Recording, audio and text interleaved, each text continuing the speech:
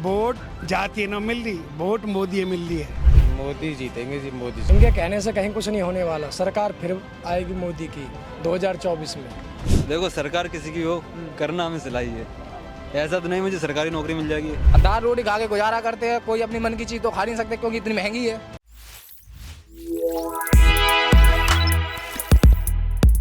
नमस्कार, चेतना मंच देख रहे हैं आप। हम एक नोएडा के मार्केट में आए हैं और जानना यह है कि विपक्षी पार्टी जो इंडिया गठबंधन बनाई थी, इंडिया अलायंस, उसका नाम आपने खूब सुना होगा। आज उसका चौथा बैठक है दिल्ली में। लेकिन जानना यह है कि वो जो जातिगत जनगणना के नाम लेती है, जनता उससे कितना संतुष्ट है, जनता उसको कितना सपोर्ट करती है, या फिर जनता इसको एक जुमला मानती है और बस चलने देगी। जनता से जानेंगे कि जनता जातिगत जनगणना पर क्या बोलती है। क्या नाम है सर आपका? सुनील अवाना। एक नई गठबंधन बनी है, इंडिया अलायंस, विपक्षी पार्टियों ने गठबंधन बनाया है ना? आराम से बैठकर बात करेंगे, कोई दिक्कत नहीं। पैसा वाकई इंडिया अलायंस बनी है, एक नई गठबंधन। क्या लगता है आपको चल पाएगी? जातिगत जनगणना का बहुत जोर शोर से नाम ले रही हो। भैया, जाति कर लो या कुछ भी कर लो, वोट तो जाएगी मोदी है। जीत भी मोदी की है। अब कोई घंटे जो जोड़ इसो का कुछ और हो भाई, 100 सारे हो जाएंगे तो कहा होएगा, जीते को तू ही जो बाजी लेके जा रहा हो। वोट जाति न मिल रही, वोट मोदी मिल रही है। समझ गए ना आप? मोदी के टक्कर में और कोई नहीं दिख रहा आपको? कोई भी ना, दूर विपक्ष दूर में कोई ऐसा नेता जो मोदी को टक्कर दे पाए? अखिलेश है। अखिलेश हाँ, पूरी टक्कर देगा। विपक्षी पार्टी अगर अखिलेश यादव को आगे कर दे तो जीत सकती है? नहीं जीतेगी, नहीं जीतेगी, मार देगा यूपी नहीं से मार जीतेगी, देगा। कहीं से भी नहीं मार पाएगी, नहीं जीत पाएगी। ऐसा क्यों लग रहा है आपको? पहले कर्म ही ऐसे उन लोगों के जो पहले काम कैसे किए सबने देखे, जनता ने। पहले लोग इतने जानते नहीं थे, अब सब जानते हैं कि कौन क्या कर रहा है, कैसे कर रहा है। तो जब बीजेपी की सरकार यहाँ पे बनी यूपी में, तो वो जो अखिलेश यादव की कमियां थी उसको दूर कर पाई? पहले देखे नहीं आपने, पहले कैसे गवर्नेंस थी, अब कैसी थी। पहले दिन दहाड़े लूटपाट होती थी, चोरी होती थी, लड़कियों को छेड़ा जाता था। अब कहाँ हो रहा है, क्या हो रहा है? पहले न्याय के लिए भटकना पड़ता था सालों सालों, दबंगों की दबंगाई चलती थी।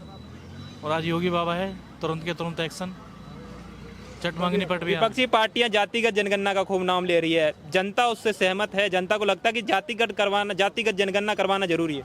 कारण क्या है? ये विपक्षी पार्टी है, इनका दिमागी संतुलन बिगड़ चुका है। इन्हें जाति से मतलब नहीं है, इन्हें सिर्फ ऐसे मतलब है तुम्हें कैसे भी करके सत्ता में आइए, और वो नामुमकिन है।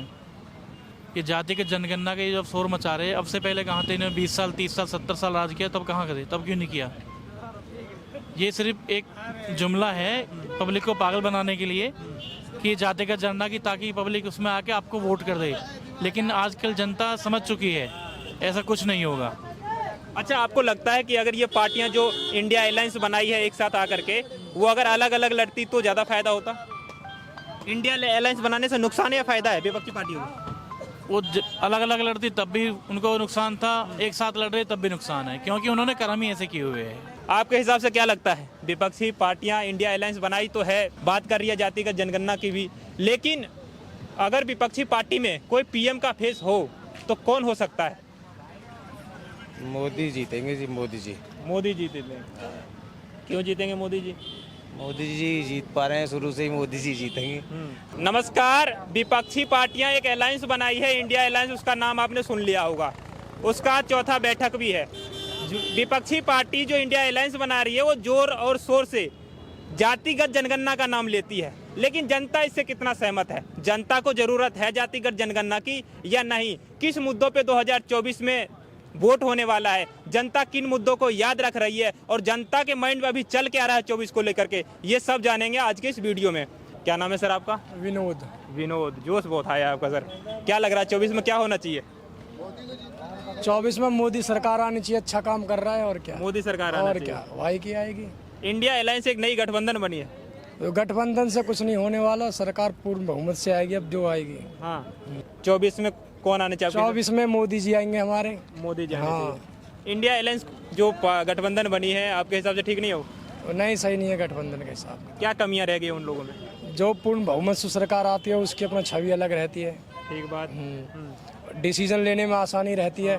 गठबंधन से एक दूसरे का बात करने में दिक्कतें आती है। ये विपक्षी पार्टियां ये कह रही हैं कि पूर्व बहुमत से आ तो जाती है भाजपा, लेकिन अभी लगभग 78 सांसद को निलंबित कर दिया है। विपक्ष के कहने से गए तो कहते रह जाते हैं और सरकार आती चली जाती बीजेपी की। इनको तो मौका चाहिए कुछ ना कुछ कहने का। अच्छा, इनके कहने से कहीं कुछ नहीं होने वाला। सरकार फिर आएगी मोदी की 2024 में। विपक्षी पार्टियां कहती है कि बीजेपी महंगाई और बेरोजगारी बहुत ज्यादा। कुछ नहीं है, सब सही चल रहा है। इनके राज्य में कौन सा मंदी थी? विपक्ष में भी महंगाई थी ज़्यादा। कहीं कुछ नहीं होने वाला। इनके कहने से कोई सरकार नहीं हटेगी। मोदी की सरकार आएगी, पूर्ण बहुमत से आएगी। विपक्ष के कहने से कुछ नहीं है। क्या नाम है सर आपका? योगेंद्र सिंह। योगेंद्र सिंह। सर क्या होना चाहिए 24 में?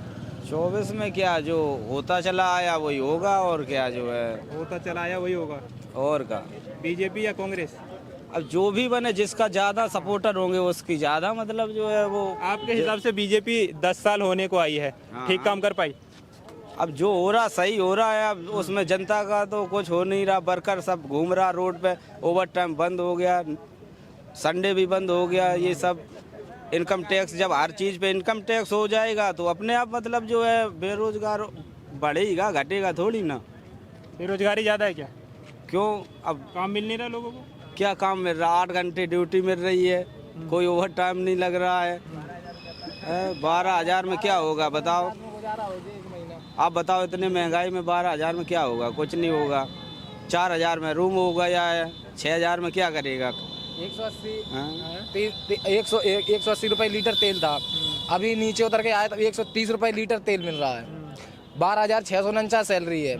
एक परिवार में 8 बच्चे हैं जैसे, तो कैसे गुजारा होगा आप बताओ? 12,649 में करते कैसे मैनेज आप लोग?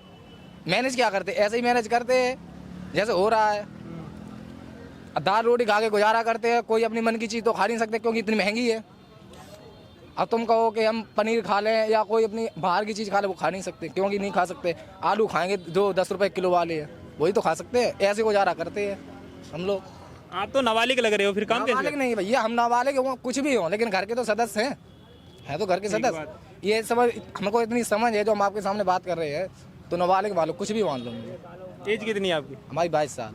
22 साल एज है, फिर तो आप ठीक बात कर रहे हैं। आपका क्या नाम है? अंकित। अंकित, क्या लग रहा है आपको? महंगाई बेरोजगारी लोग गिनवा रहे हैं। देखो, सरकार किसी की हो, करना हमें सिलाई है। ऐसा तो नहीं मुझे सरकारी नौकरी मिल जाएगी, है कि नहीं?